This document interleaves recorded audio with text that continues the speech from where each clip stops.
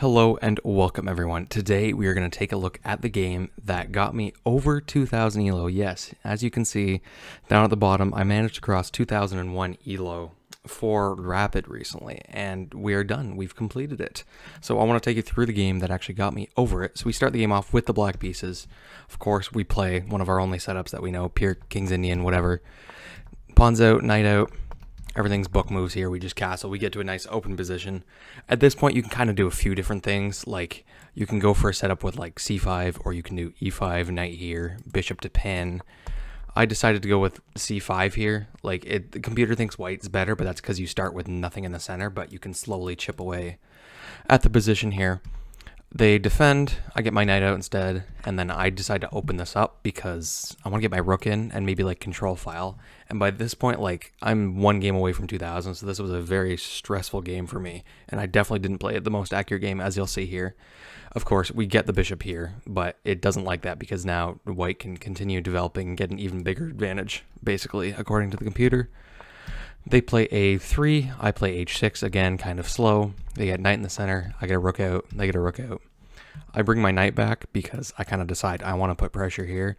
Now, of course, at some point, this was the best move, to play e5 and try to either push them down or get them to open something up. They bring the queen, targeting this h6 pawn, so if I don't move it, I lose it. So I decide to move it. They attack my bishop. I bring my queen out, which again, of course, was kind of an inaccuracy here. It actually wants me to play bishop takes h6. Usually you get the bishop here, but it looks kind of scary because of the queen. And you like can't do anything about it. You can't move your king, but it's actually not that scary because right now there's currently no attack. But of course, it's usually best for most people to just not take this bishop and instead take with the queen. Takes, and then they get the knight back. And I now can't take this pawn because it's defended, so my queen kind of has to come back, really. Is the only square that's good for it. But then they push this pawn to e5, and it's actually a blunder because there's a tactic here I somehow missed because, of course, I didn't spend much time at this point. And if you can find it, good for you. If not, then you just basically sack this pawn because if they take, you take this knight and there's nothing they can do. There's no discovered attack. If they take here, you just take the queen and there's nothing they can do. But of course, I instead attack the knight, missing, and then I decide that I don't really want this knight here because it's looking at this fork here and it'll double my pawn. So I instead move my bishop to the center. They don't take, which was surprising to me. Instead, they give me a tempo here, takes, and then I can win the pawn here because if they just took with the pawn instead, then they would have been doubled pawns and it would have been good for me as well. But they just let me take the center pawn instead. And then this was actually an even bigger blunder. You can see by my arrow. There's a tactic again, which I missed once again. And you're supposed to take the rook. They take back. You take this in the center. And then, of course, if they take, you're just up a piece.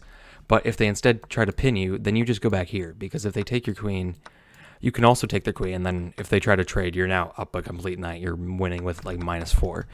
But of course, I was not willing to take that, and I just kind of wanted to make it a draw. So instead of doing all that, I just took the bishop in the middle, figured they'd take, trade the queen, go down to like a drawing endgame. And at this point, it is. It's a draw. According to the computer, it's equal. We have equal pawns. We have knight and rook against knight and rook. So of course, I try to do the best thing that you can. Get your rook down to the 7th rank if possible. Try to eat up some of these pawns. I get it. I don't want to trade rooks yet, so I slide it over. I'm slightly winning now, but it's not very much. And I attack the rook in the center. It slides over. Bring my king. They bring theirs. My rook, unfortunately, is not trapped because I have this square. Otherwise, it would have been completely trapped, and I would have been lost. I bring it back, slide back, rotate the knight, and then I decide I do want to trade rooks because I think I at this point I wanted to play for one. Even though this is probably a drawn game for the most part, I wanted to play for one. So I was trusting in my abilities that I could play an endgame with a knight and pawns, and of course immediately I screwed up because basically they can either bring their king or they can start like moving their knight here and start getting some targets. They instead push, and of course you can see here the best move is h4 because we play h4. They can't do anything to stop your pawns. They get separated. You block your king, and you're winning. I did not play that, of course. I decided I wanted to push to e4 and maybe try to get a trade and then bring my king in, which they allowed. They brought their king back. Takes, and here at this point, I push my pawn again, of course. Like h4 and pushing these pawns was the plan here originally. Getting my knight in would have been slightly better. But they gave this check, and this was in fact the beginning of the end, because this was the wrong way to go. They're bringing their knight back, and they're allowing me to get in with my king to try and win some of these pawns, as well as, yeah, and then they just moved their knight all the way back, which was even worse, because they wanted to protect this square. But then that allowed me to get this move, knight c4, which guarantees me one of these pawns, because the king's not close enough, and if you push this pawn, you win this one, and then you can wrap around and try and collect the other one as well.